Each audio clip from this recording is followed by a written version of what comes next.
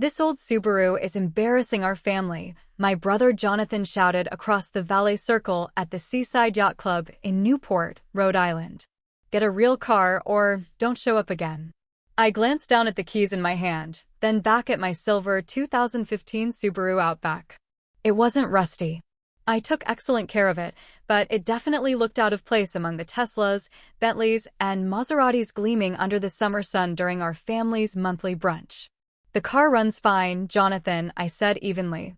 That's not the point, he snapped, his face red with embarrassment. Do you see what everyone else drives? People judge us on appearances. Our sister Isabella nodded from beside her black Mercedes G-Wagon. Maya, you're 33 years old. It's time to act like it. Upgrade your life. What life? Jonathan scoffed. She's still working at that tiny startup, making barely enough to cover rent, he smirked. At her age, I was already driving a McLaren and closing deals in Manhattan. Let me back up and explain how we got here. Our monthly brunch at the Seaside Yacht Club had started 2 hours earlier and had gone downhill from the second I parked my car. Dad was standing near the entrance, checking his Patek Philippe like he was timing a race. Maya, 20 minutes late. Sorry, Dad. I was finishing a client call. Another one of your app projects. Isabella's voice dripped with sarcasm as she approached in a $3,000 sundress and diamond earrings. How's your little coding hobby? I run a software development firm, I replied evenly. Right, Jonathan chuckled, adjusting his custom Italian suit. Charity work for tech nerds. When are you going to start a real career? Inside the club, the interrogation only got worse. We sat at our usual table in the glass-walled dining room overlooking the harbor. Surrounded by the city's elite, the Whitmores were 2 tables over. The family that practically owned half the marina. The Ellisons, who controlled 3 luxury hotels, were sipping mimosas near the bar. Across the room sat the Callahans, surgeons who'd built a private clinic empire. Look around, Maya, Mom said quietly, gesturing at the room filled with wealth. These are successful people. Their children drive respectable cars, live in the right neighborhoods, wear the right brands. I live in a perfectly good apartment, I murmured. Jonathan laughed coldly. In Brooklyn over a coffee shop, that's cute. A starter loft in Providence, Isabella had scoffed. That's where recent grads live before they figure out what real success looks like. Some of us care more about owning our space than impressing strangers, I replied calmly, stirring my coffee. That's when Jonathan really started in. Maya, you're 33. You should be building wealth, not just dodging bills. You should be investing in real assets, not scraping by. I am investing, I said evenly. In what? Your Subaru. Isabella laughed sharply. That thing belongs in a history museum. It's 10 years old and it runs perfectly, I said, a bit sharper than intended. Dad sighed, shaking his head with theatrical disappointment. Sweetheart, we're trying to help you understand something important. Success isn't about being comfortable. It's about building something that commands respect. Like Jonathan has. Jonathan smirked. Exactly. I'm a managing partner at Winston & Rowe. I bill $1,450 an hour, drive a McLaren, and close deals overlooking Central Park from my penthouse. Next month, I'm closing on a villa in Santorini. And me, Isabella chimed in. I own 2 luxury spas and a fashion boutique in Soho. Last year, my businesses cleared $1,800,000. That's impressive, I said sincerely. Mom smiled, encouraged. Now, Maya, tell them what you do. I run programs that teach advanced tech skills to underprivileged kids, I said simply. The table fell silent, and the hum of conversations from other elite families filled the Seaside Yacht Club dining room. Deals worth millions were being discussed at the tables nearby. The Whitmore real estate mogul waved at my father. The Ellisons were bragging about their hotel acquisition across the room. That's nice, Dad finally said. But what's your 5-year plan? What are you building toward? I'm building toward a future where kids without resources can still learn the skills that matter, I replied. Jonathan sighed dramatically. Maya, that's not a business plan. That's charity work with good intentions. I disagree, I said firmly. Look, It's admirable that you want to help people, Isabella added with that polished condescension she wore like perfume. But you can't spend your life as a volunteer. You need to think about your future, retirement, legacy, your impact. I believe I'm making an impact, I said. By what metric? Jonathan shot back. How many people do you employ? What's your tax contribution? Your economic footprint? I opened my mouth to answer, but Dad cut in smoothly. Sweetheart, we're worried. Teaching coding basics is noble, but it's not sustainable as a career. Why not? I asked. Because nonprofits don't pay well, Mom said patiently as if explaining gravity. Because you're not building any equity or ownership, Jonathan pressed, his voice heavy with that practiced superiority. You're limiting yourself to scraps, whatever grants and donations you can beg for. That's when Mrs. Whitmore strolled over from the next table, her diamond bracelets catching the sunlight streaming through the yacht club windows. She smiled warmly at my parents. Preston, Elaine, how lovely to see you both. And Jonathan, congratulations on making senior partner. The mayor was just raving about the brilliant work you did on that downtown redevelopment deal. Jonathan beamed. Thank you, Mrs. Whitmore. It was a challenging transaction, but we structured it well for all parties. And Isabella, Mrs. Whitmore turned with her signature socialite charm. I absolutely adore your spa concept. The press coverage was fabulous. Thank you, Isabella gushed. We're actually launching a luxury skincare line next quarter. Then her attention turned to me with that polite interest wealthy people reserve for those they assume are unremarkable. And Maya, your parents are always so proud. What field are you in? The table went silent. I felt my family tense as though bracing for impact. I work in educational technology, I said evenly. Oh, fascinating. Are you with one of the big firms downtown? I work independently, focusing on underserved communities. How wonderful, she said sweetly. It's so important to give back. She floated back to her table. My family's eyes turned on me, filled with thinly veiled pity. Do you see the problem? Isabella asked. When people ask about your career, you give vague answers. That's not impressive. I wasn't apologetic, I replied. You said you work independently, Jonathan sneered. That's code for unemployed. I'm not unemployed. Not exactly employed either, Dad added, his tone like a gavel striking. You're hopping from grant to grant. No stability, no scalability, no business model. The conversation dragged on for an hour. Each comment like a chisel chipping away at my choices. My income was inadequate. My apartment laughable. My car a 10-year-old Subaru, proof of failure. The final blow landed as we exited into the cool ocean breeze. At least promise us you'll consider changes, Mom pleaded, adjusting her pearl necklace as we walked to the valet. What kind of changes? I asked. Get a real job with a real company, Jonathan said sharply. Something in corporate strategy or tech consulting. Use your skills for something that pays. And for God's sake, Isabella added with a smirk. Buy a car that doesn't make people feel sorry for you. That's when Jonathan lost it over my Subaru, loud enough for everyone at the Seaside Yacht Club Ballet Circle to turn and stare. Now, 30 minutes later, I was heading home along Ocean Drive, his crimson McLaren flashing in my rearview mirror like an angry signal. Clearly, my brother wasn't done.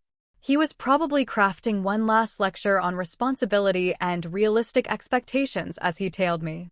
I turned into my neighborhood, Shoreline Park, a quiet middle-class pocket of Newport, Rhode Island. The houses here weren't waterfront mansions. They were tidy two-story homes with porches and flower beds. Exactly the kind of place Jonathan and Isabella mocked when they were feeling especially superior. As I pulled into my driveway, Jonathan rolled in behind me, shaking his head at my modest colonial with its blue shutters and brick walkway. It wasn't impressive. It wasn't designed to wow dinner guests at the yacht club. It was just home. Jonathan slammed his McLaren door and strode toward me, radiating self-importance. Maya, we need to finish this conversation. What conversation? The one about your future, about making better choices. He gestured broadly at my house. Look at this place. It's fine for someone starting out, but you've been here 4 years. When are you moving up? When are you going to build real equity? I own this house outright, Jonathan. That's not the point, he snapped. The point is growth, progression, showing the world you're succeeding. His eyes flicked toward my Subaru parked in the driveway, a scowl tugging at his lips. And that car, it has to go. I don't care if it runs fine. It makes you look like you're struggling. I'm not struggling. Then prove it. Show me one thing in your life that demonstrates success. One thing that says you're building wealth instead of just scraping by. I studied my brother, the man who measured life in status symbols and thought worth was reflected in horsepower. Since you're so worried about cars, I said evenly. Want to see my collection? He snorted. What? You have 2 Subarus hidden somewhere. I pressed the garage remote. The door began to rise with deliberate slowness.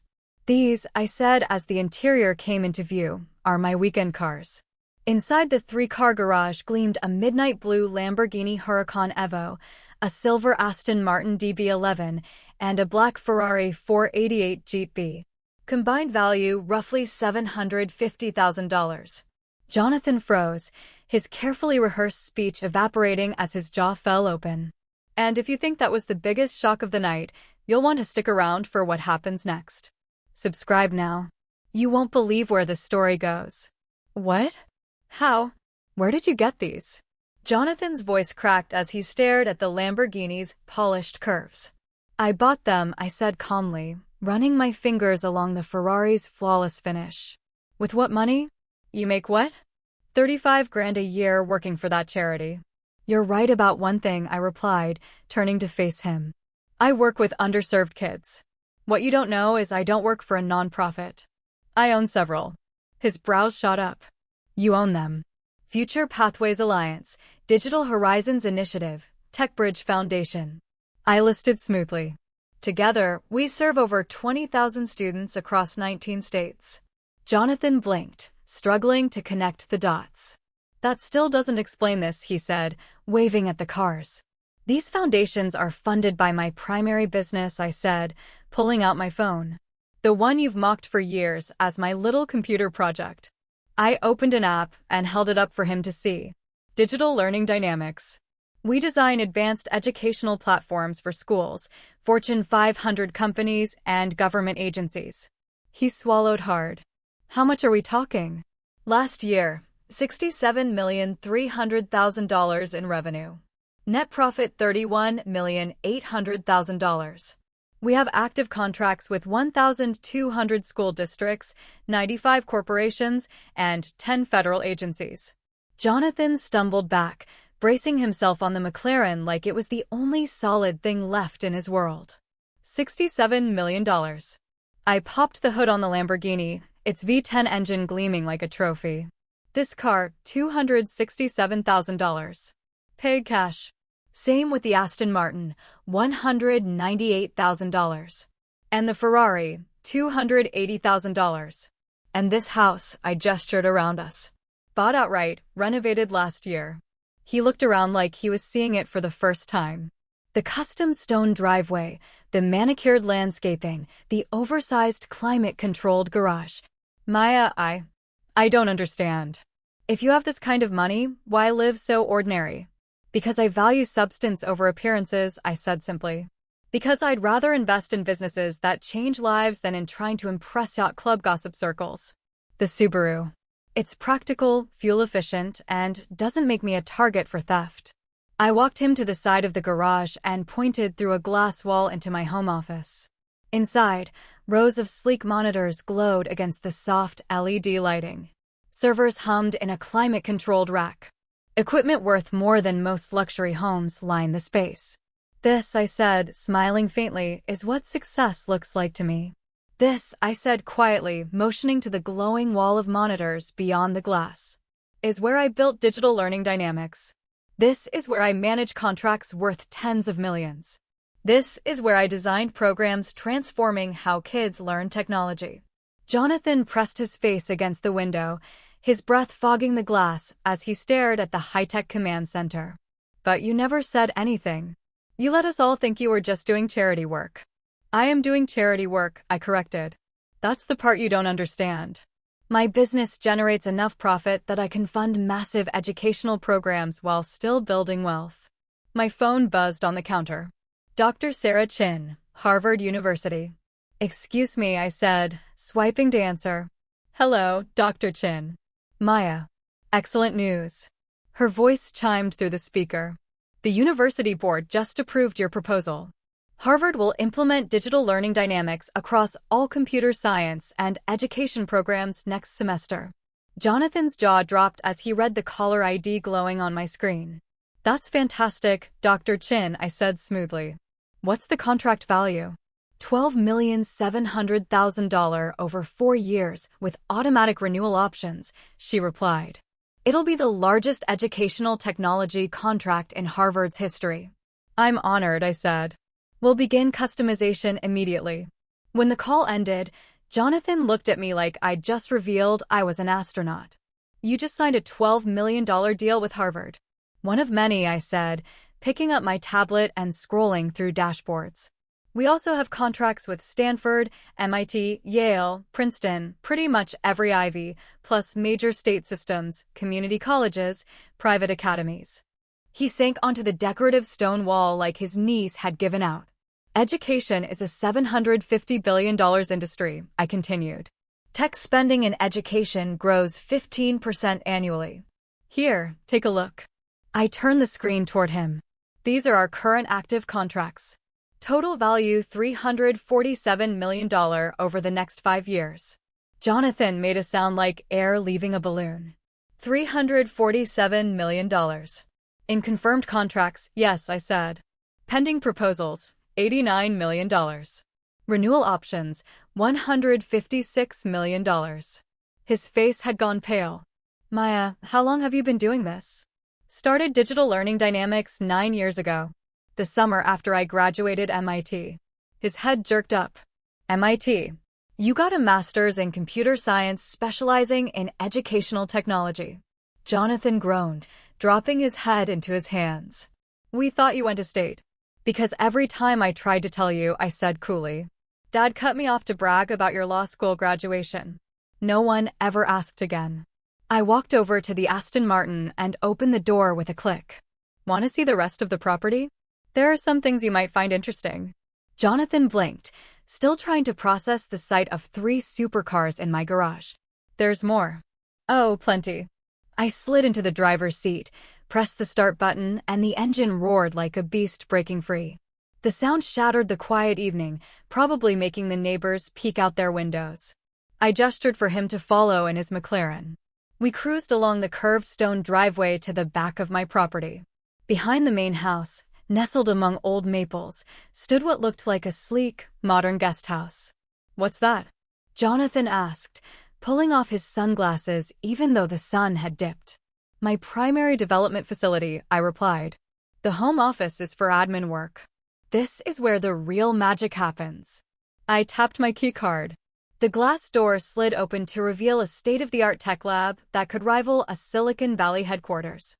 The space gleamed with rows of high-performance servers, advanced workstations, testing rigs, and prototype stations. This lab cost $3,800,000 to build and equip, I said casually.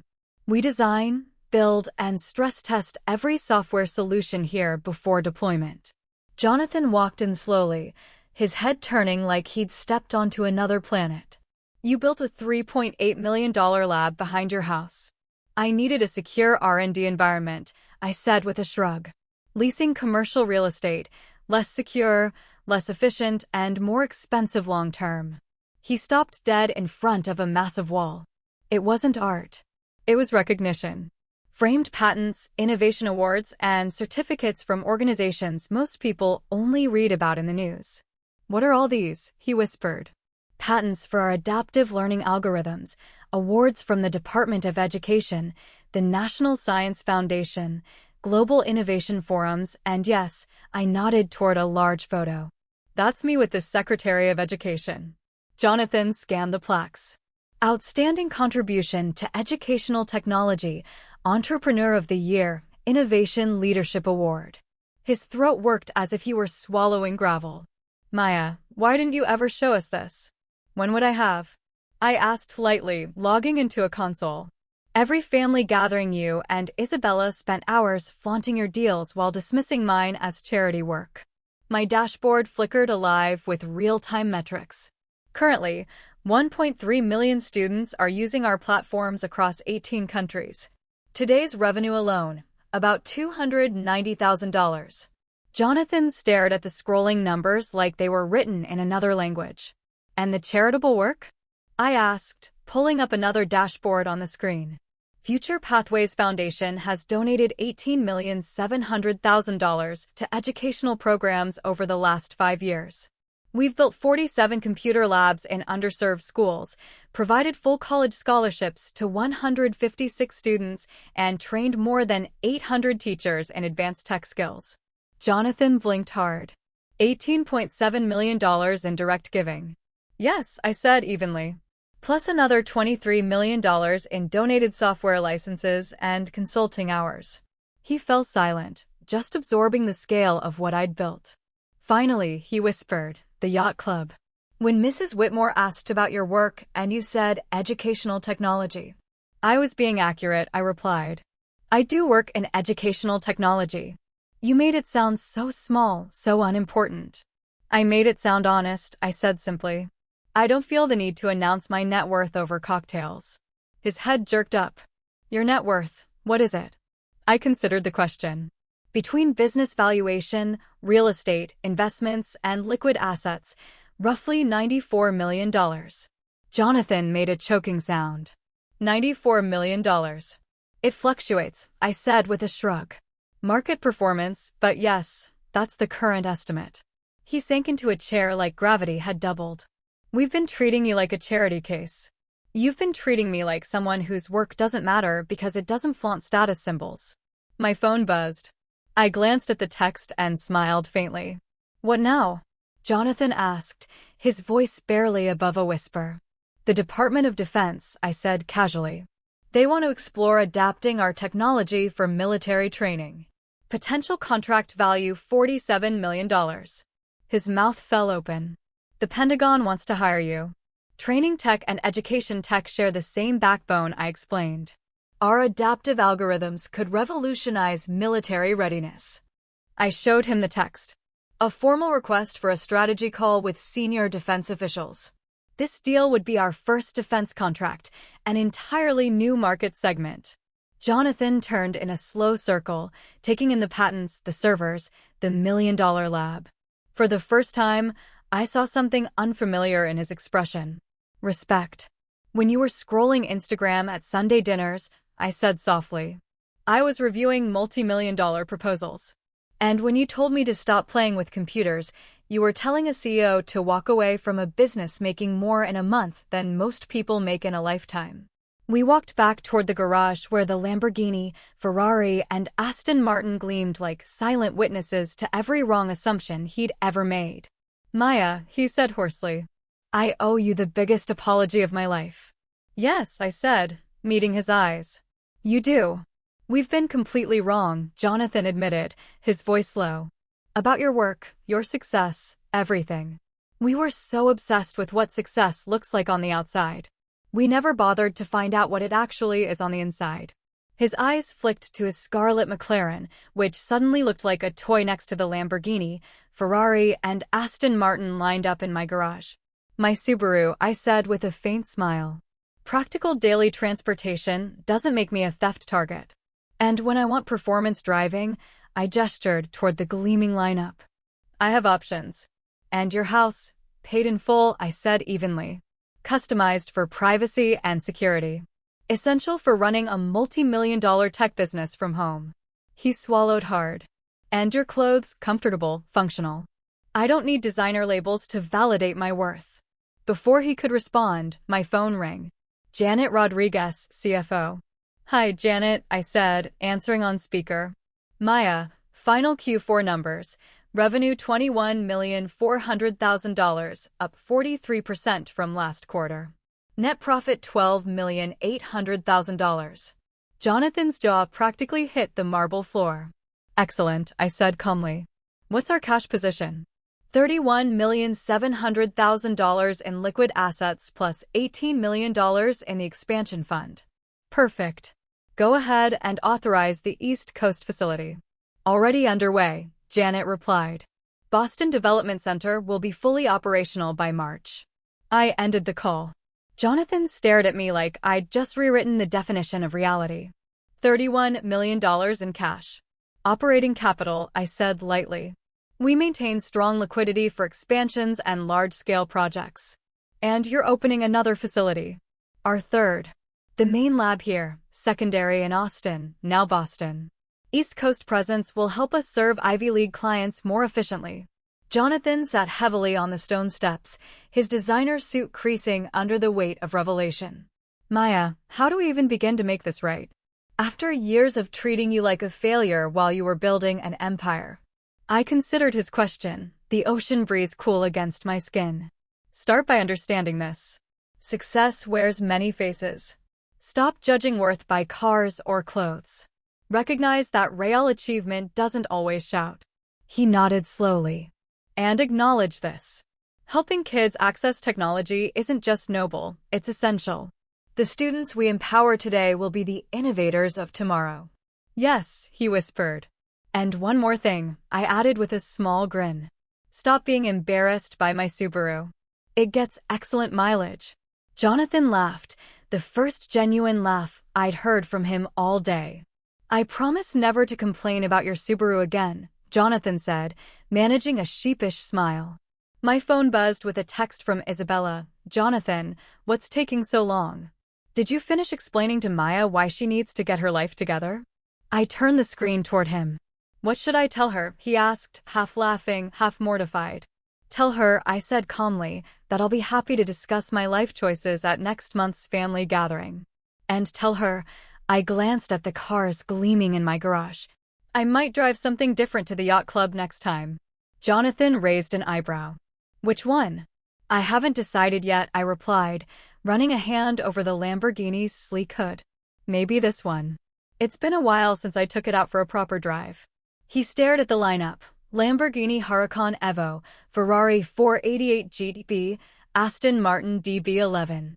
3 machines worth close to $750,000 resting quietly in a climate-controlled garage behind my modest Colonial. The family is going to be shocked, he said finally. Good, I said simply. Maybe next time they'll ask questions before making assumptions. As Jonathan turned to leave, he hesitated at the steps, his voice softer than I'd heard it in years. Maya, can I ask you something personal? When I was shouting about your car, about your life, what were you thinking? I smiled, remembering my exact thought 3 hours ago in that parking lot. I was thinking you cared more about impressing strangers at a yacht club than understanding your own sister's accomplishments. And now? I met his gaze, calm and steady. Now I'm thinking maybe this family can finally learn to value substance over appearances. He nodded slowly, walked back to his McLaren, which somehow seemed far less imposing now. Maya, he said again, hand on the door. Thank you for not giving up on us, even when we gave up on you. I said nothing, just watched as his taillights disappeared down Shoreline Park Drive, the evening breeze carrying the distant hum of his engine. Moments later, my phone exploded with calls. Isabella first, then Mom, then Dad.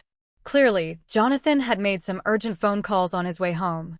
I let every call go to voicemail. Tomorrow would be soon enough for those conversations about respect, success, and the difference between looking wealthy and actually being wealthy. Tonight was for me. I walked back into the garage, slid into the Ferrari, and pressed the ignition. The engine roared to life, a low, thrilling growl vibrating through my bones. I lowered the windows, feeling the cool Atlantic air rush in as I pulled onto the open road. Because when you've built a $94 million empire by age 33 while funding programs that have changed 20,000 children's lives, you've earned the right to enjoy your success, even if you prefer to keep it quietly parked behind a modest home in Newport. And tonight, for once, I wasn't going to keep it quiet. If you've read this far, I want to hear from you. What do you think about everything I went through? The years of judgment, the assumptions, the quiet work that no one valued until now. Leave me a comment below and tell me, have you ever been underestimated by people who were supposed to believe in you? Have you ever had to prove that success isn't always loud and flashy? I'd love your support because stories like mine aren't just about me. They're about everyone who's been told they're not enough simply because they didn't fit someone else's definition of success. Share this with someone who needs a reminder that their worth isn't measured by luxury cars or designer clothes. And if you want to see more stories that flip the script on judgment and expectations, make sure to subscribe. Trust me, the next chapter will make you rethink everything you thought you knew about appearances versus reality. And here's the advice I wish someone had given me years ago. Stop living for validation. Success isn't about proving them wrong. It's about proving yourself right. Build something meaningful, even if no one notices at first. The world rewards persistence and innovation, not noise. Remember, the people who mock you today might be the same ones asking for advice tomorrow. And when that day comes, don't seek revenge. Seek respect. Quiet confidence and undeniable results speak louder than any argument you'll ever have. So, tell me in the comments, what does success look like to you? And what's one goal you're working on that others might not understand right now? Let's build a community that celebrates substance over appearances.